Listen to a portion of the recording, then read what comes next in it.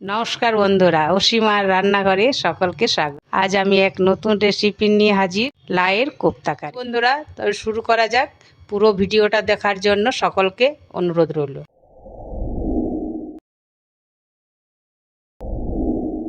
একটা লাউয়ের অর্ধেক আমি নিয়ে নিলাম, 500 গ্রামের মতো হবে। সেটাকে ধুয়ে পরিষ্কার করে খোসা ছাড়িয়ে আমি নিলাম। পর ধুয়ে রাখা লাউটা আমি গ্রেটারে গ্রেট করে নেব।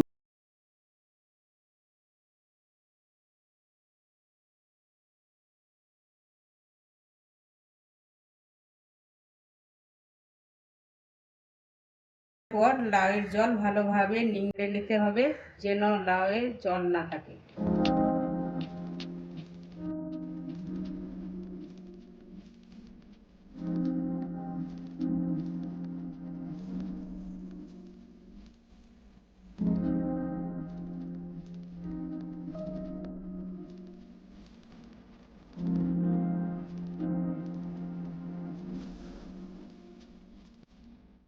দেখুন বন্ধুরা, আমি ভালোভাবে নিংড়ে নিয়েছি।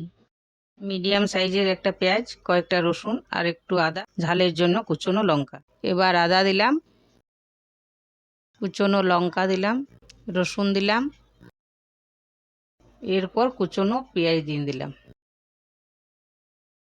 4 চামচ আর অল্প বেসন দিলাম। লাউ নরম তাই একটু বেশি দিলাম। স্বাদ মতো লবণ দিলাম, হলুদ দিলাম, জিরে ধনের গুঁড়ো দিলাম। বন্ধুরা, সব উপকরণ দেওয়ার পর আমি এবার হাতে করে মেখে নিচ্ছি। খুব বেশি নরম করে মাখবেন না, না হলে ভেঙে যাবে।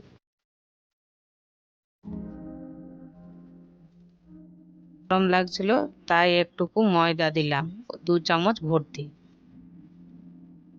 কারি করার জন্য কয়েকটা কাজু, অল্প চারমগজ, পোস্ত নিলাম ও সব ধুয়ে আমি এগুলো মিক্সিতে পেস্ট।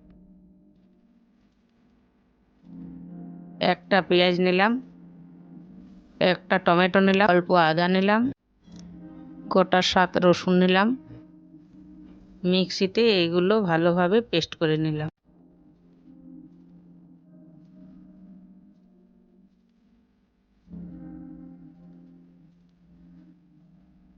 সাদা তেল দিলাম।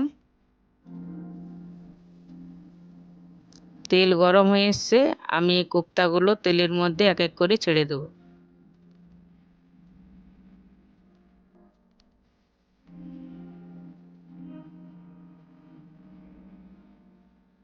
গ্যাসটা আমি একটু হাই করলাম, করে কোপ্তাগুলো হালকাভাবে উল্টে পাল্টে ভেজে নেব। বড়াগুলো ভালো করে ভেজে নেব, মিডিয়াম টু হাই ফ্লেমে। একটু লালচে রং আসলে নামিয়ে নেব।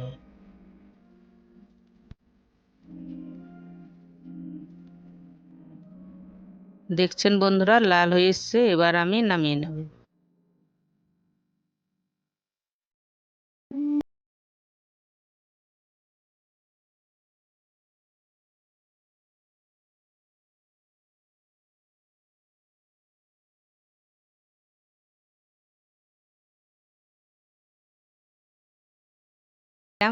একটু গোটা জিরে দিলাম, একটা শুকনো লঙ্কা দিলাম, একটা তেজপাতা দিলাম। এরপর আগের থেকে পেস্ট করে রাখা পেঁয়াজ রসুন দিলাম। মিডিয়াম টু লো আঁচে আমি কিছুক্ষণ ভেজে নেব, তারপর আরও একটু কিছু মশলা অ্যাড করব।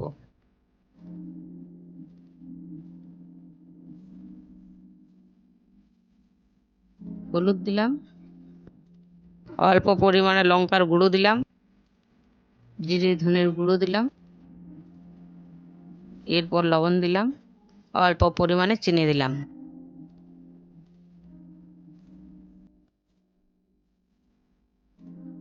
এরপর পোস্ত বাটাটা দিয়ে দেবো, ভালো করে নেড়ে চেড়ে নেব সমস্তটা।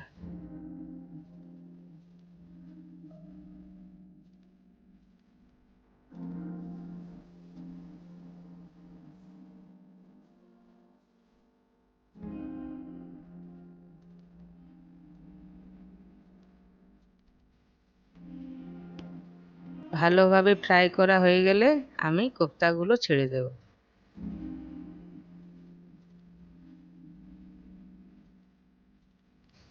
2-5 মিনিট কোপ্তাগুলো ভালো করে ভাপিয়ে নিলেই তৈরি হয়ে যাবে লাউয়ের কোপ্তা কারি।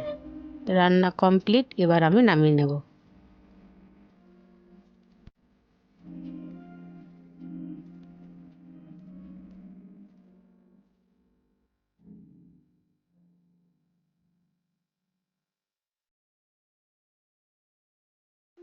দেখুন বন্ধুরা, তৈরি হয়ে গেছে আজকের অসাধারণ এক রেসিপি। আপনারা সকলে বাড়িতে একবার তৈরি করে দেখবেন, যা স্বাদে ও গন্ধে হবে অপূর্ব। আমার ভিডিও যদি ভালো লেগে থাকে তাহলে লাইক, শেয়ার ও কমেন্ট করতে ভুলবেন না। দেখা হবে পরের ভিডিওতে।